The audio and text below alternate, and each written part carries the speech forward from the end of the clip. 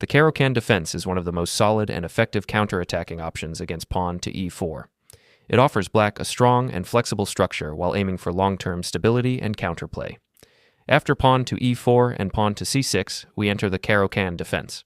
But why do we play pawn to c6 in the first place? The main idea is that on the next move, black will almost always play pawn to d5, directly challenging white's center. If white captures on d5, black can recapture with the c-pawn, establishing a solid pawn on d5 and gaining central control. Additionally, pawn to c6 opens up an important diagonal for the queen, allowing smoother piece coordination later on. Usually, white continues with pawn to d4, strengthening their center. In response, black plays pawn to d5, which creates the main branching point of the entire Caro-Kann defense. At this stage, white must decide how to handle the tension in the center. One of the most popular choices is the advance variation, where white pushes pawn to e5. Against this, black plays pawn to c5, known as the Botvinnik-Karls defense setup. With this move, black temporarily sacrifices the c-pawn to create dynamic counterplay. If white accepts the pawn, their pawns on d4 and e5 become isolated and targets for attack. These weaknesses allow black to generate excellent counterattacking chances while maintaining a solid position. Before we explore the pawn-accepted variation, let's take a look at the most common response, and by far the most popular move, pawn to c3. This cautious option avoids capturing the pawn on c5 and instead focuses on solidifying white's center.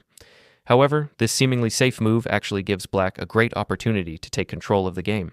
If we proceed correctly here, we can exploit white's biggest structural weakness, the pawn on d4. Black should immediately respond with knight to c6, increasing pressure on the d4 square. White will usually try to relieve that tension with knight to f3, reinforcing the center. At this point, black captures on d4, and after white recaptures with the knight, we reach a key positional moment. The pawn on d4 becomes white's greatest long-term weakness. It's isolated, meaning it cannot be protected by any of white's pawns. The pawn on e5 is too far advanced, and the pawn on c3 has been traded away. This makes the d4 pawn a constant target. From here, black's strategic plan is simple and effective. Continually pressure the d4 pawn, coordinate the pieces toward it, and wait for the moment when white can no longer defend this weak point. Over time, this steady pressure can force mistakes and lead to a decisive advantage for black. Next, we continue with bishop to g4, a powerful developing move that applies indirect pressure on white's pawn on d4. The idea is simple but highly effective. By pinning the knight on f3, we temporarily remove one of the key defenders of the central pawn on d4. Now, if white carelessly plays a move like pawn to h3, trying to question the bishop, we already gain a significant advantage. In this case, we simply capture the knight on f3, and after white recaptures with the queen, we can immediately take the pawn on d4, winning material and securing a clear positional edge.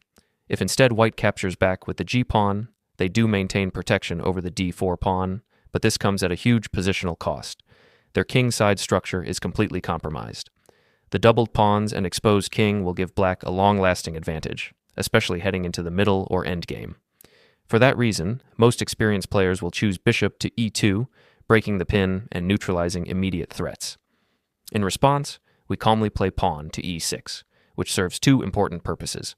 It opens up development for our light-squared bishop, and more importantly, it clears the way for our knight to maneuver from g8 to e7 and then to f5. Once the knight reaches f5, it adds yet another layer of pressure on the d4 pawn, reinforcing our central control. If at this stage white still tries pawn to h3, it often becomes too late. The initiative is already firmly in black's hands, and the weaknesses in white's position are ready to be exploited.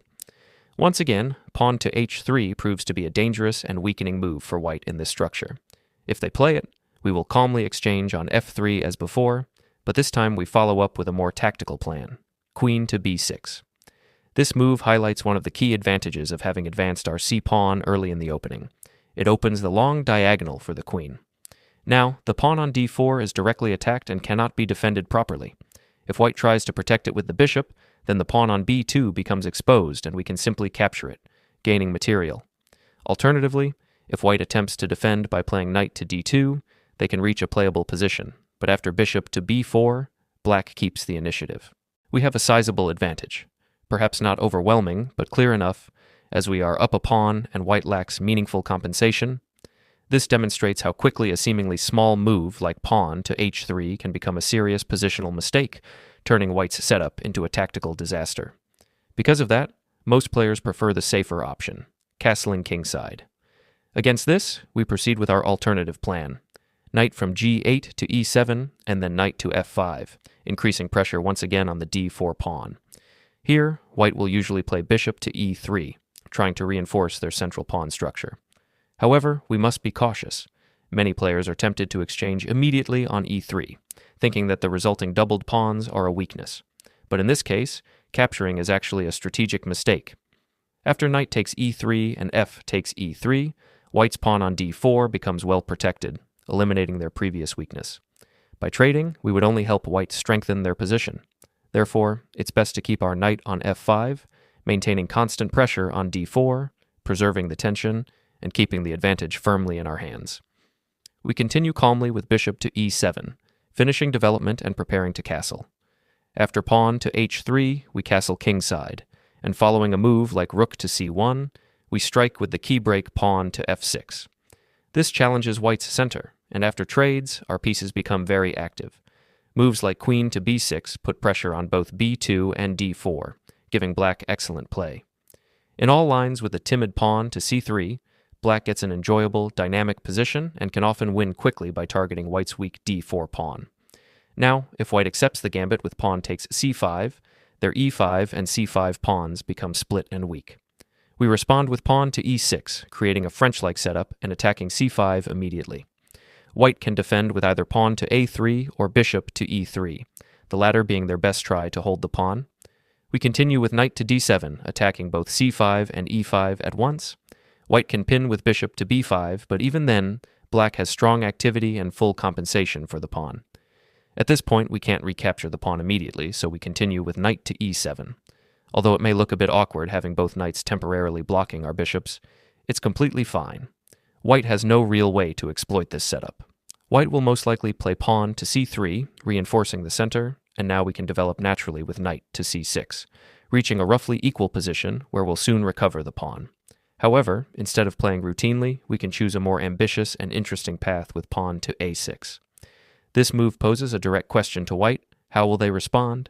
If they retreat with bishop to a4, we then play knight to c6, and after knight to f3, we finally capture on c5.